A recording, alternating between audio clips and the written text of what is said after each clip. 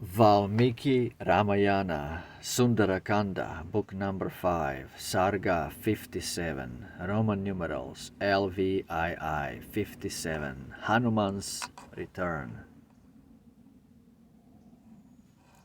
Still, like a winged mountain, he sprang forward through the airy sea, and rushing through the ether drew the clouds to follow as he flew.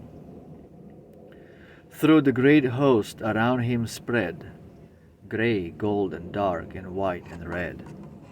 Now in a sable cloud immersed, now from its gloomy pall he burst, like the bright lord of stars concealed, a moment and again revealed. Sunaba passed, he neared the coast, where waited still the Vanar host. They heard a rushing in the skies and lifted up their wondering eyes.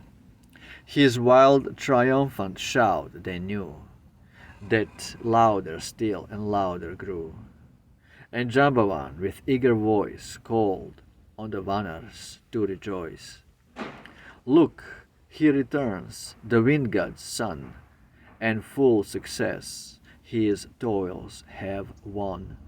Triumphant is the shout that comes like music of 1,000 drums. Up sprang the Vanars from the ground, and listened to the wondrous sound of hurtling arm and thigh as through the region of the air he flew. Loud as the wind when tempest rave roars in the prison of the cave. From crag to crag, from height to height, they bounded in their mad delight. And when he touched the mountain's crest, with reverent welcome round him pressed, they brought him of their woodland fruits, they brought him of the choicest roots, and laughed and shouted in their glee, the noblest of their chiefs to see. Nor Hanuman delayed to greet sage Jambavan with reverence meet. To Angad and the chiefs he bent, for age and rank preeminent, and briefly spoke.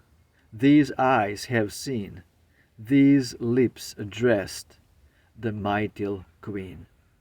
They sat beneath the waving trees, and Angad spoke in words like these: O noblest of the Vanar kind, for valor, power, and might combine. To thee triumphant o'er the foe, our hopes, our lives, and all we owe.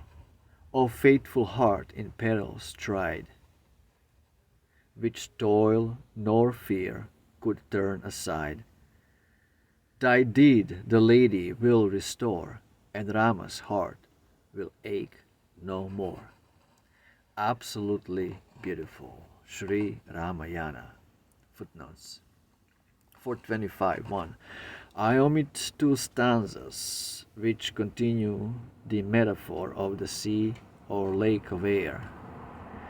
The moon is its lotus, the sun is wild duck, the clouds are its water weeds, Mars is its shark, and so on.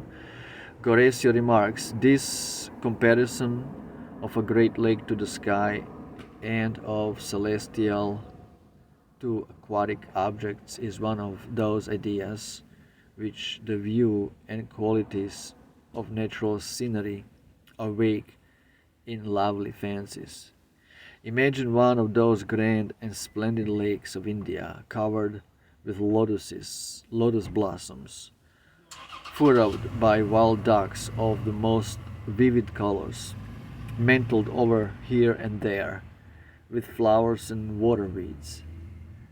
And it will be understood how the fancy of the poet could readily compare the sky to the sky radiant with celestial azure, the blue expanse of the water, the soft light of the moon, the hue of the lotus, to the splendor of the sun, the brilliant colors of the wildfowl, to the stars the flowers, to the cloud the weeds that float upon the water. 425 1b. Sunaba is the mountain that rose from the sea. When Hanuman passed over to Lanka. Absolutely beautiful. Sri Ramayana. Hanuman's return, Hanuman's flight.